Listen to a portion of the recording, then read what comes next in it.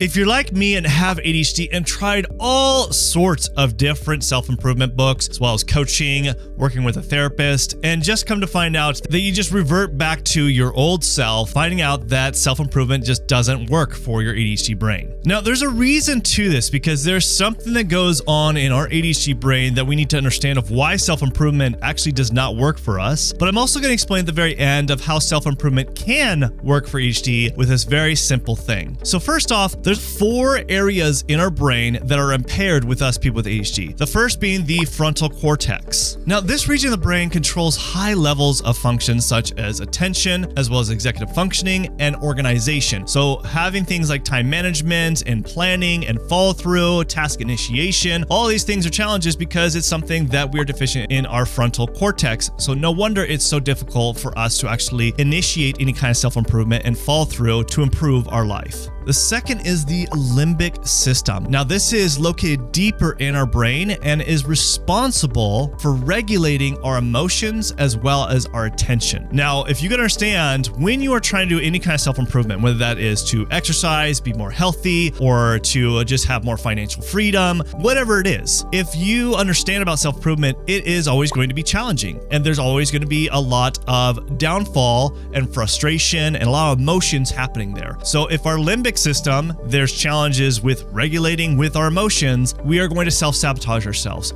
over and over again, and it makes it very difficult to actually self-improve with ADHD. The third part of the brain is the basal ganglia, and something that we also see very deficient with people with ADHD. Now, the basal ganglia has a lot to do with communication and intercommunication throughout the brain, also help process information. So with ADHD, this sometimes can short circuit and can lead into things such as like inattention as well as impulsivity. Now, that is not really helpful when you are trying to self-improve, because if you're trying to follow a good regimen, routine, system with improving your life, guess what? Those things can actually get self-sabotaged because you might be impulsive to do something different that will sabotage your system and routine that you've been trying to do to self-improve, or it might throw you off of being attentive of the things that you should be doing each day to self-improve. The fourth area of the brain is the reticular activating system, which this is a relay system among many pathways throughout our brain that enter and leave the brain, and definitely communication. So when there is issues here in which we do see people with ADHD, it causes things like inattentiveness as well as impulsivity and even hyperactivity. We understand that things such as like dopamine as well as norepinephrine tend to be really low with people with ADHD. And dopamine has a lot to do with our reward, pleasure, as well as our motivation and drive. And when that is lacking, no wonder it is so difficult for us to actually do self-improvement and follow through with self-improvement anytime we're actually working with a coach or actually reading something or even doing a do-it-yourself course. So if you've been wondering why you can't actually follow through with any kind of self-improvement or something you maybe been working with your coach and are struggling and you're constantly finding yourself just reverting back,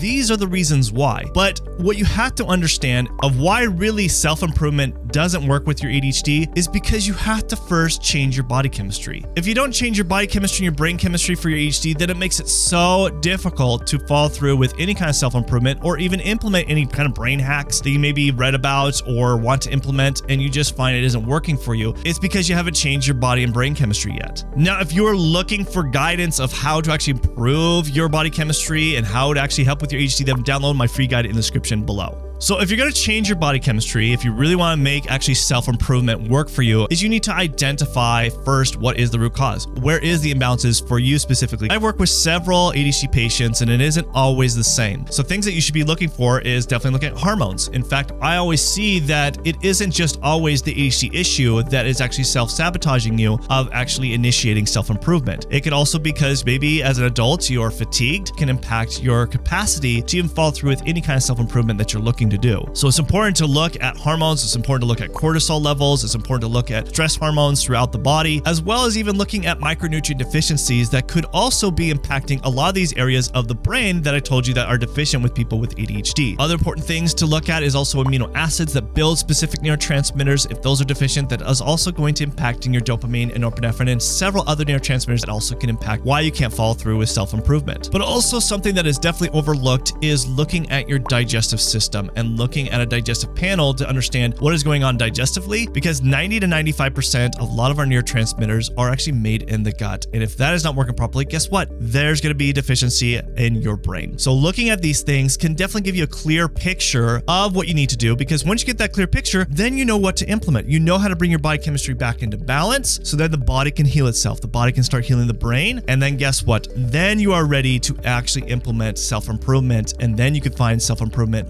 work for your ADHD. If you really want to know how to actually change your body chemistry and change your brain chemistry for your ADHD, then you should watch this video next so that you can see self-improvement work for your ADHD.